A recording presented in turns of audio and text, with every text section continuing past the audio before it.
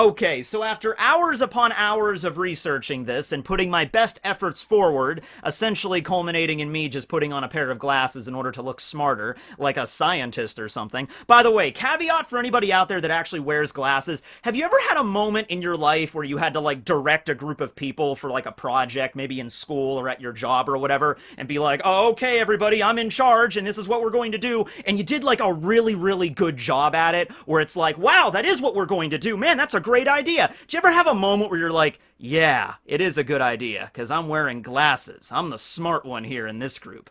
Glasses. Yeah, I don't know. Anyway, I think I have finally cracked what the acronym MADS stands for. Also, another caveat, Oda seems to really have a thing for acronyms as of late. MADS, Rocks, Sword, that's another one, CP0, that's capital letters. Do acronyms have to be in capital letters? Like NASA? I feel like they have to be. Anyway, point is, there's a lot of acronyms in One Piece, or they're not acronyms and Oda just thinks they look cool because they're all capital letters, right? Like, Sword might not actually stand for anything. Oda just thought, hey, that'd be a cool group name. Sword, it's not cool enough. Capital letters, that equals cool. CP, we know that stands for Cipher Pull, so I guess that does count. Then we have Rocks, which, by the way, there is actually a theory out there right now that Rocks, like the name of the crew, actually is an acronym, each letter standing for a member of the Rocks crew. So Roxy Zebek is the R, and the K would be Kaido, the C would stand for Charlotte Linlin, so that's kind of an idea out there right now, but I don't really think that makes a lot of sense, number one, because the dude's name is just Roxy Zebek, so he would just name the crew after himself,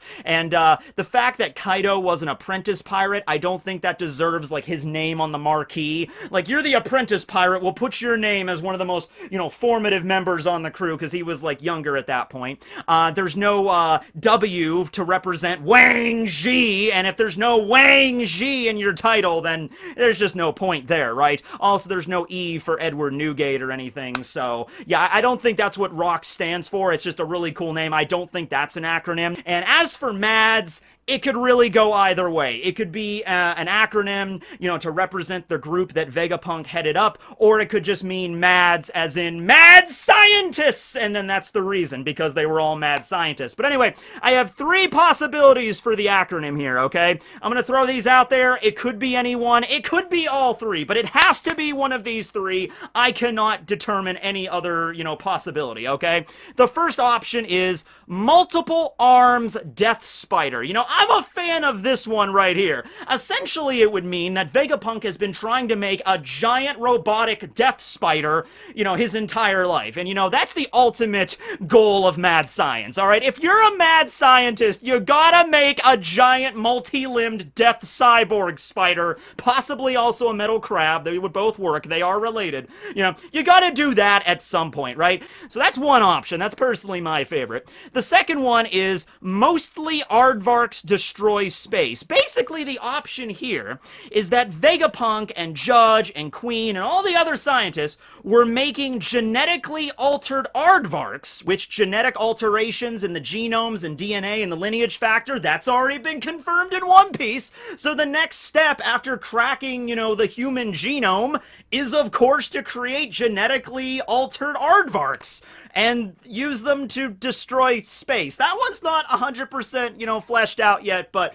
you know, you can explain more below. And then finally, this is a long shot, but it's the last possibility I have, is Many Adventurous Dragon Slayers, which I think is pretty much just the plot of Fairy Tail, but who knows? Maybe that's the case. Alright, so, yes, a couple chapters ago when Queen was fighting against Sanji and revealed his cyborg form, not just the hybrid form of his Brachiosaur, but also the fact he's a cyborg, and he has a robotic arm, which we already kind of knew about, but also a robotic tail that we didn't know about, and he's got, like, laser eyes and a laser tail, and it was really funny because Queen was just like, alright, I'll level with you, Sanji, turns out I'm a cyborg, and Sanji's reaction was just, no duh! Like, am I supposed to be surprised by that? Like, the way Queen said it was really funny. Just like, alright, I know you've been thinking that I've just been a regular run-of-the-mill Brachiosaur ancient zone user up until this point. And I also got some really sick dance moves. Did you see that music video in the last episode? I produced that. But anyway, no. My point is, I'm actually a human Brachiosaur cyborg. So that changes the whole paradigm of this fight. I really don't think it would. If anything, that might just piss Sanji off more, because he's like, oh, you used to work with my old man. You used to work with Judge and all your fancy technology. Cool, I got some rage issues to work through. Diablo Chambe, let's go.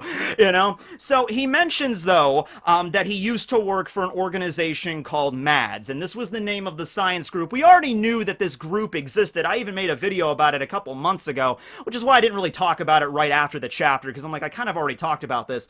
We just got the name. Pretty much that's all we know. It's kind of funny that all these chapters, all these, like, years, literally over a decade since, you know, Vegapunk's name was first dropped in the One Piece story, and what do we know about him? Like, actually know about Vegapunk, other than the fact that, you know, he works for the world government, he's a scientist, you know, he's from Karakuri Island. What else do we know about him? He wears yellow latex gloves and a lab coat and a really spiffy striped sweater. The best time to wear a striped sweater is all the time. One with a collared turtleneck. That's the kind. Because when you're wearing that one special sweater, or I guess it's not really a sweater, it could be a long sleeve. Actually, you know what? That's a theory for you. What kind of shirt does Vegapunk wear? Is it long sleeve? Is it short sleeve? You know, he has the lab coat over it. That's more of a theory, if anything, because we really don't know anything about this dude, alright? But he did head up this organization called MADS, so I did come up with an idea here. It's probably not going to be all that out there. I'm sure a lot of people probably arrived at the same conclusion, but I'm going to try to add some new stuff to it. Alright. Queen's a cyborg, right? Let's just take this for what it is. Vegapunk is probably a cyborg, right? I mean, he might not be. He might just be a normal human that's really old and he works on, you know, robots and devil fruit research and everything. But, you know, Queen's a cyborg. He obviously learned everything that he did, you know, from Vegapunk while he was a member of MADS. You know, Judge also learned all the genetic modification shit from him as well. So let's say Vegapunk is a cyborg. And you know what? Let's take it one step beyond that. I started to back up and really look at everything that Vegapunk has done. You know, when Frankie got sent to Karakuri Island, the old man there was like, oh yes, Vegapunk, yeah, he was born on this island years ago, and he tried to build this giant mechanism in order to heat the island, but it just never worked right. He built all these cyborg animals and all this advanced, like, literally the land of Karakuri is called the future land of Baltimore, all because of what Vegapunk did. Now, when the Marines at G5 mentioned Vegapunk during the Punk Hazard arc, okay, they call him an old man. Like, oh, this is old man Vegapunk's old lab or whatever, right? And so I started to think, like, I just assumed Vegapunk was like a really old dude. Like, he was in his 80s, his 90s even, maybe. But no, what if he's even older than that? What if Vegapunk is the oldest human being in One Piece? Even older than Dr. Kureha. Actually, I have something interesting with Dr. Kureha. We're gonna get back to that in a moment, okay? But seriously, think about it. The dude had enough time to live on Baltimore and turn it into the future land. Like, literally the whole reason that country is named that is because of him. Alright? Now, I always assumed, like, oh, he lived on Baltimore up until the time he was maybe in his, like, 20s or 30s, and then he started his own group, and then the government found out about it and busted up the operation, and then he went to go work for the government. Certainly, Vegapunk has been working for the world government for several decades now. It's been at least over 20 years, actually closer to 30 at minimum, because not only was Queen working for Kaido 20 years ago, which means Queen left the operation, but also Judge had to, you know, build up the German Kingdom, marry his wife, and then do all the genetic modifications with his children. I believe it was Yonji that said, you know, oh, this clone tech and everything at the German Kingdom, yeah, that existed long before we were born, you know, probably even when Reiju, the oldest, was born, right? So that was probably like over 30 years ago. He left his group and, you know, started working for the world government. Whether or not it was by his own will, or, you know, it was kind of an arrangement by the government, like, oh, the scientists of MADS get to leave and live their own lives if Vegapunk gets certificates to go to the world government and work for them. Maybe it was a situation like that. I don't know. So I just assumed that's how it went. But if you actually really sit back and think about it, like, Vegapunk did so much stuff throughout his life, he might have, like, a longer than natural lifespan, okay? And since he's a mad scientist and Queen's a cyborg, and we've seen cyborg tech, you know, the pacifista and everything, you know, literally, Vegapunk remodeled Kuma, because Kuma was originally a human, remodeled Kuma from, like, the inside out into a cyborg, okay? So it would make sense that he could do that with himself, and he turned himself into a cyborg. Vegapunk could be 200, 300, 400, 500 years old. It was also mentioned that Vegapunk has science capabilities that are 500 years ahead of his time, okay? Well, I mean, there's other theories, like maybe he's just a genius from day one, and so, you know, sometimes geniuses are just born that revolutionize the field, and maybe that he was just one of them, but maybe it was just a situation where he had a lot of time. Like, he was a really smart scientist, but really his huge breakthroughs came from the fact that he was able to extend his natural lifespan. It might not have been even like a cyborg or robotic enhancements. It might have just been he's smart enough that he invented some sort of surgery or some sort of medicine to halt the aging process. I bring up the immortal surgery, not the immortal surgery, but the eternal youth surgery. They're not really the same thing. Being immortal and having eternal youth. You can still die if you have eternal youth. It's just you won't die of aging, or you'll never age, but you could still die if you get into like an accident or something. Immortality is like strictly like you are immortal. You cannot die. You know, that's that situation there.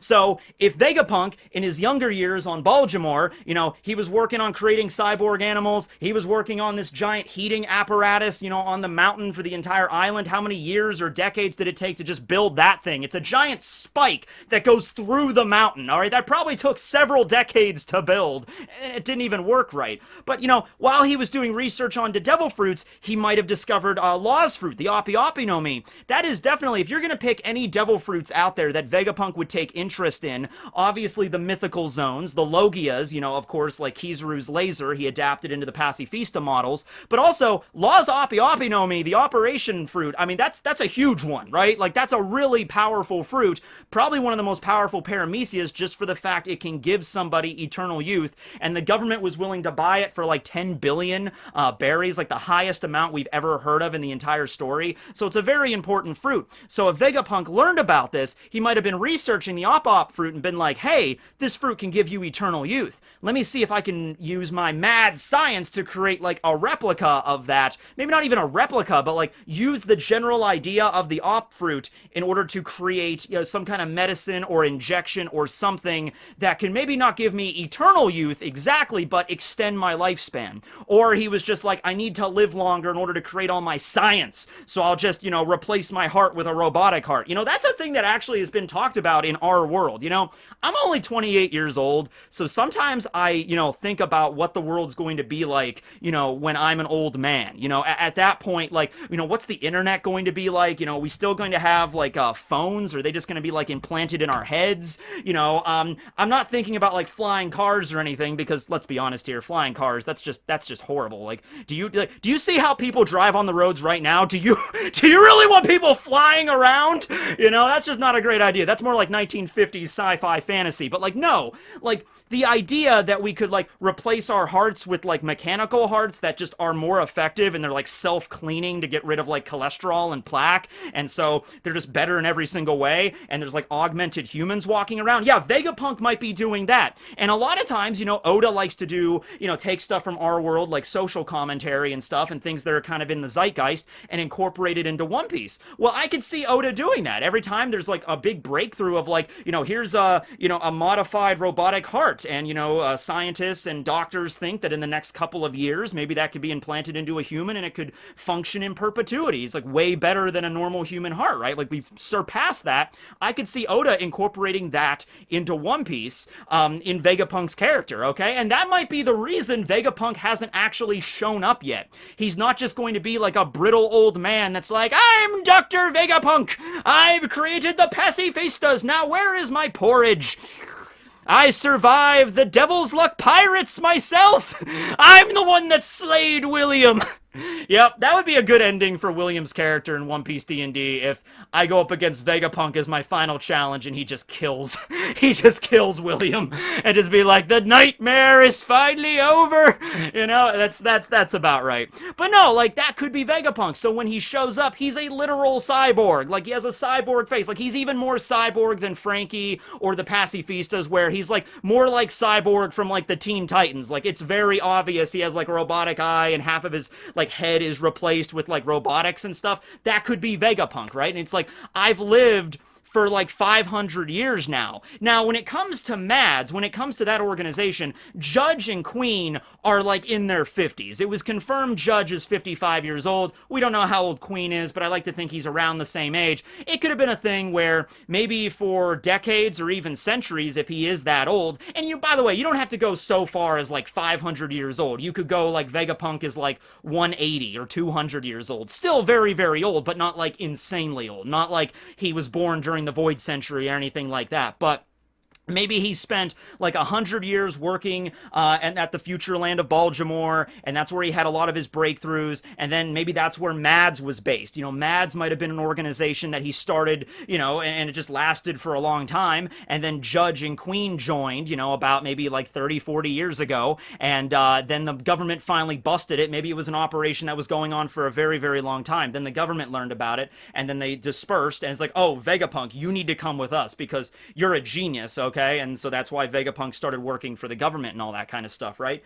And even if you don't want to go down the road of Vegapunk being like centuries and centuries old, that's fine too. He could still have cyborg modifications like Queen, or some kind of genetic modifications with his body to stave off, you know, the effects of certain diseases or whatever. Like, he might have a cure for all these diseases in the world, right? And maybe he used science to, I don't know, give himself an extra arm to work with. Kind of like Rick Sanchez. Whenever I make a video about Vegapunk, because we have no idea what the dude looks like, I always just default to Rick Sanchez from Rick and Morty, because, of course, it's also really easy to give him the striped sweater. But anyway, you know, it's like with Rick, anytime he needs, like, oh, I need an extra arm or 5, I'll just down a serum and just grows extra arms. Maybe that's Vegapunk. I don't know. You could still go down that road with it there. And then that ties back into something I mentioned earlier with Dr. Kureha, because Dr. Kureha is like 141 years old, so she's pretty old right now. Maybe Dr. Kureha could also be the one to kill William. Either way, I'm happy with either of those. But anyway, no. Let's say, you know, because Dr. Kureha is always going around being like, you want the secret of my youth? You want the secret of how I stay so young when she's 141 years old. When Artur did his Return to Reverie chapters with Professor Gemini as the artist, his take on it was that Dr. Kureha stays so young because the previous user of the op fruit performed the eternal surgery on her. And I'm like, you know what? That actually makes a lot of sense. And I really like that idea. But another option is maybe Vegapunk. You know, if there's anybody in the world that develops some sort of science or medicine or robotics that could extend somebody's lifespan, I would say it would either be Vegapunk or it would be Dr. Kureha. Like, Dr. Kureha, the reason we're led to believe why she's so old, how she was able to live that long, is because she's a master doctor. So, you know, she's not immortal or anything, but she figured out, like, serums or medication to make her live a lot longer, to stave off the aging process, right? She also has a pretty good exercise routine, I would gather. She was, like, running around the castle with, like, flails and stuff, chasing after Luffy and Sanji, so I guess that's the case there. It could just be that, but the fact that that's kind of like the joke, like she keeps saying, you know, you want the secret of how I stay so young, and nobody ever just asks, actually, what is it? You know? So yeah, it could be a situation with the op fruit, like with Artur and Gemini's comic, or it could be like, back in the day, I knew somebody named Vegapunk, I think his name was, that he's going by now. Although I know him by his real name. John Vegapunk. It doesn't have to be a super, like, weird name. It's like Professor John Vegapunk. He created this special medication or this special, like, you know, procedure or serum or whatever, and that's how I'm 141 years old. And Vegapunk is like 180 years old or something like that. That could be the situation, right? So I also had the idea that, you know, since Queen is a cyborg, maybe Queen also is like hundreds of years old or whatever. But I don't think that's the case, because I really think that, like, Judge and Queen joined up together. Judge is confirmed to be 55 years old, and as far as we know, he's not a cyborg, although I do want to throw out the idea that since the whole point of Judge was like, all right, I'm going to marry Sora, and then give her medication so that when we have children, they are genetically modified children, fit for battle to be like warriors of the Germa and everything like that. I guess it wouldn't just make sense that Sora was the only one that took those drugs or those surgeries. It's Judge's material as well. I would imagine that he also underwent some surgeries or modifications. He took some certain medication. So when him and Sora got together and, the Germa siblings were born, maybe that's how it worked too. So even though Judge is not like a cyborg, like he has like a laser cannon arm or anything, he might still have some kind of modifications to make him stronger or sturdier or faster or whatever.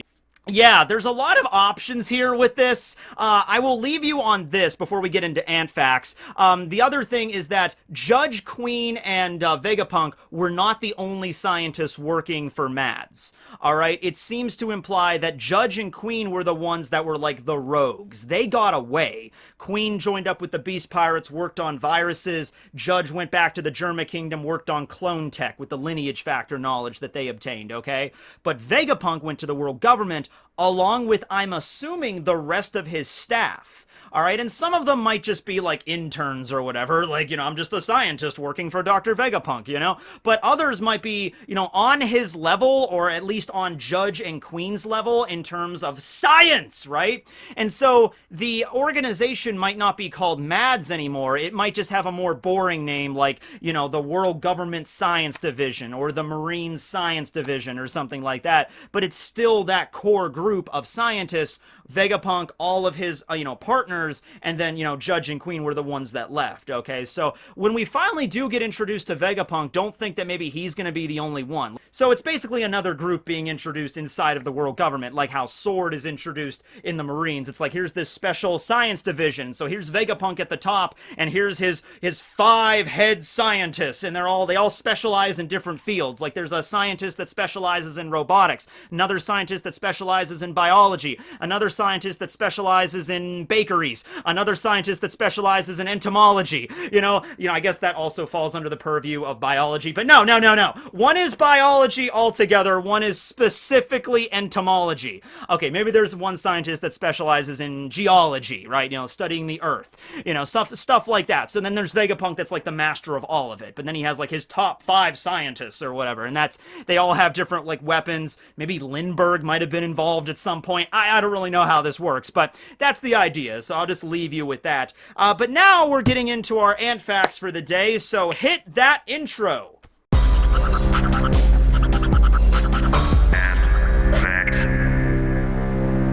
Okay, so this was an ant species that came to my attention. I did a live stream a couple days ago, and someone mentioned, hey, did you know there's an ant species that rips the heads off of other ants and stores them inside of their ant colony? I'm like, you don't say! Okay, so let's do research into that. Formica archiboldae. I'm not really good with Latin, but anyway, these are the ants, okay? And they're native to Florida because... Okay, if there was an ant species that did this really weird behavior, does it surprise you in the slightest they come from Florida? All the weird stories of Florida man and everything like that, this makes perfect sense to me.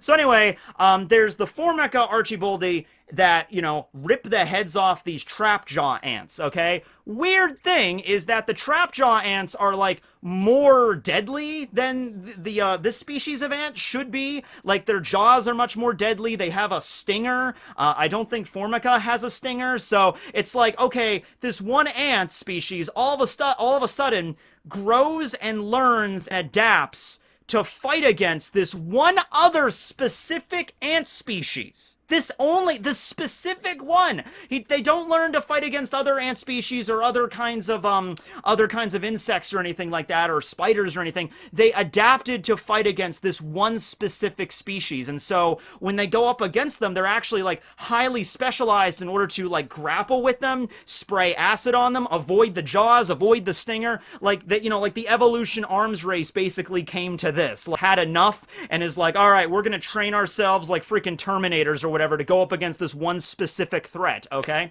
And so they carry the trapjaw ants back to their colony where they get ripped apart for food, but they can't eat the heads. So this has been going on for decades, where, you know, entomologists would just, you know, look at these colonies and they would see, like, heads of these trapjaw ants just littering the colonies. It's just like, why are there all these heads?